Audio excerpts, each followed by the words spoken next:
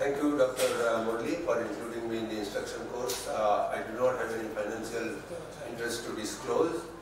Title of my talk is Axenfeld, Rieger Anomaly and Syndrome, a diverse clinical spectrum.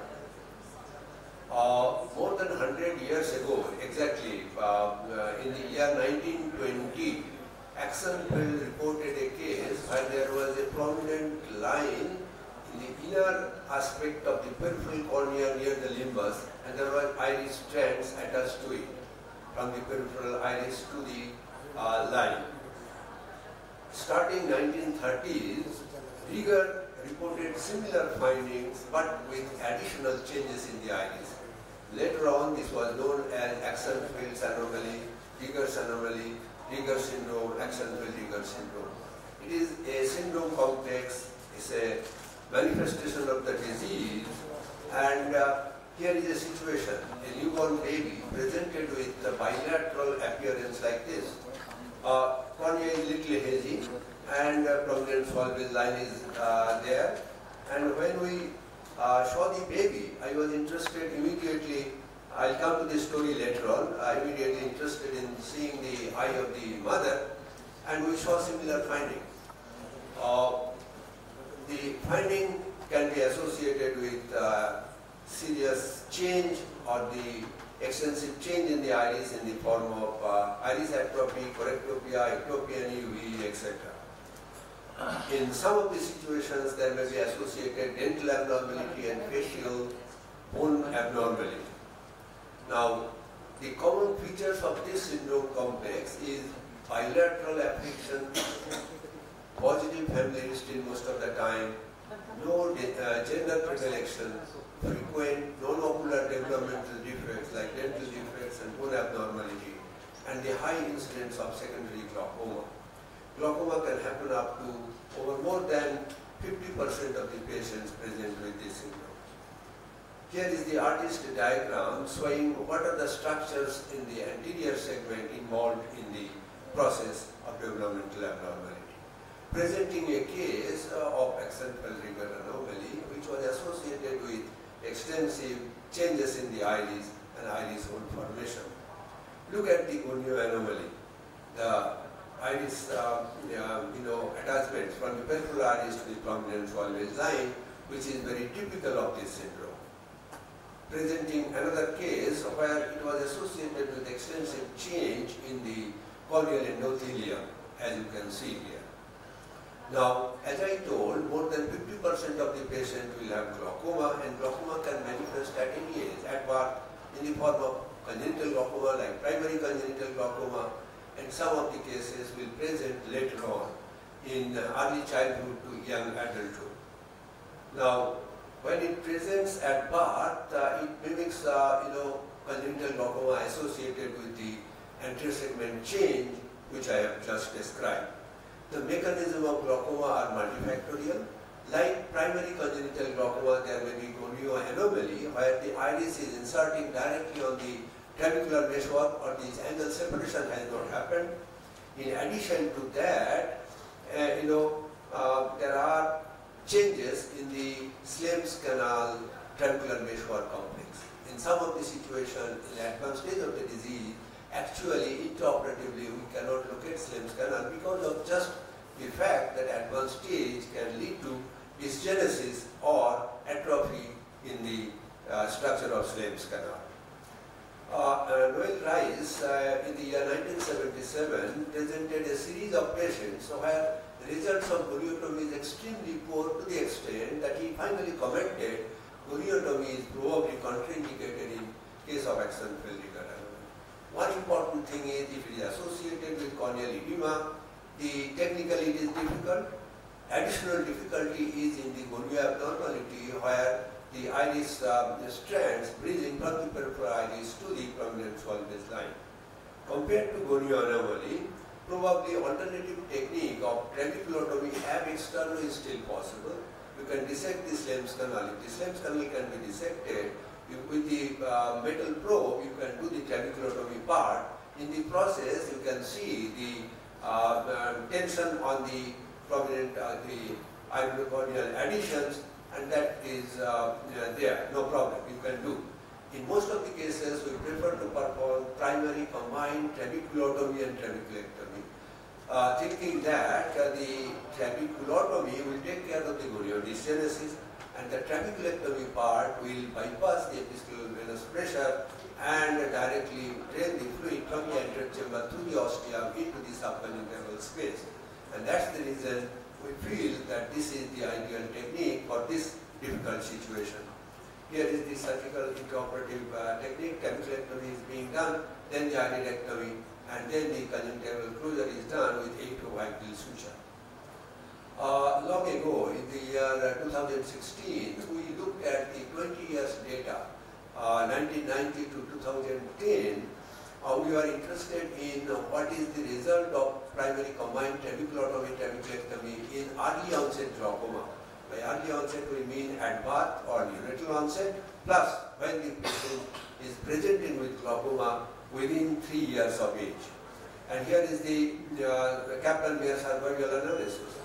Success rate of 93.3% continued till about 5 to 6 years of follow-up, and then the surgical results decreased. When we looked at the qualified success, addition of 1 or 2 anti-glaucoma, up to 2 anti-glaucoma medication, then again the control of intraocular pressure was achieved. What is required is lifelong follow-up and the long-term IOP control. You can see the pre-operative and 1 year post-operative appearance of the right eye of a child who was operated by primary combined trabeculotomy, trabeculectomy, and you can see how beautifully the corneal edema cleared, and you can see this always light. The other eye, the pre-operative and 1 year post-operative appearance, so similar positive result. Here is the 3 years post-operative appearance of the blade. You can see diffuse blade and with microcystic changes observed in slit lamp examination. But this is the appearance of the blade without use of any anti-metabolite or antifibrotic therapy. I personally do not believe in using antifibrotic therapy when we operate for the first time in congenital onset or neonatal onset glaucoma because of the obvious problem in the long-term follow-up, chances of blade-related infection, uveitis and endophthalmitis, and chronic hypertrophy may be an important consideration.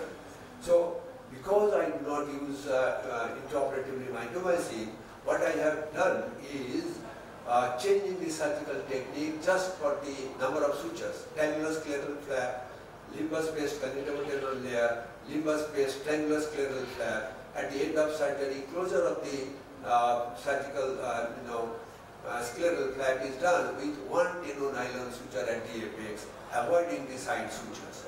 It's a tricky thing. Somebody may argue that it can lead to chronic hypertrophy in the early post-operative period. If you meticulously perform the surgery, none of our patients required actually reformation.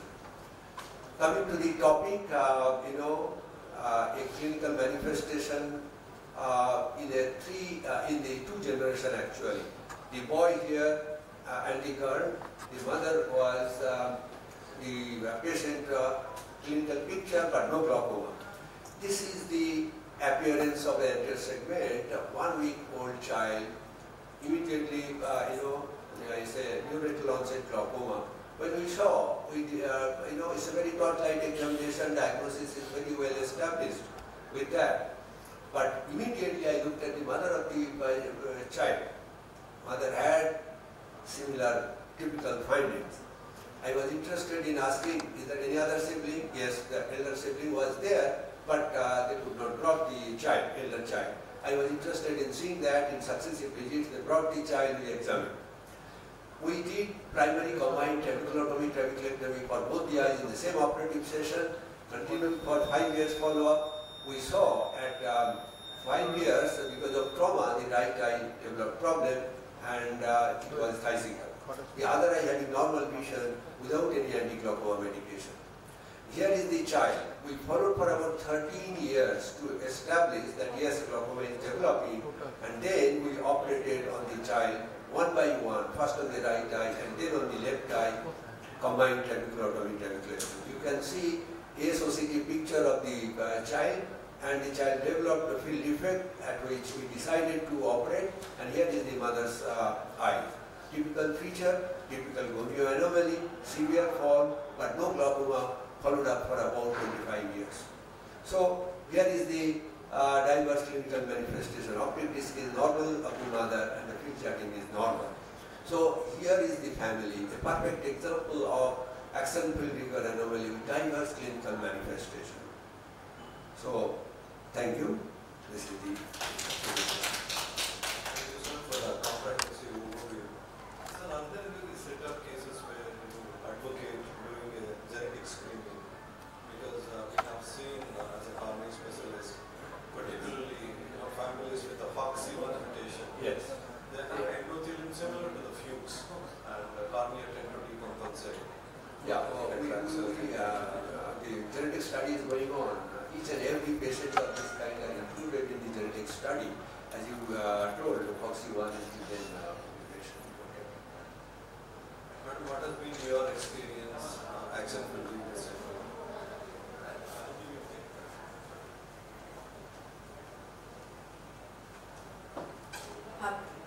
Basically, there's an overlap. Generally, we tend to send them to the glaucoma specialists, and so Shikha and Vinay Gupta are the ones who would be able to give you the comparative, experience.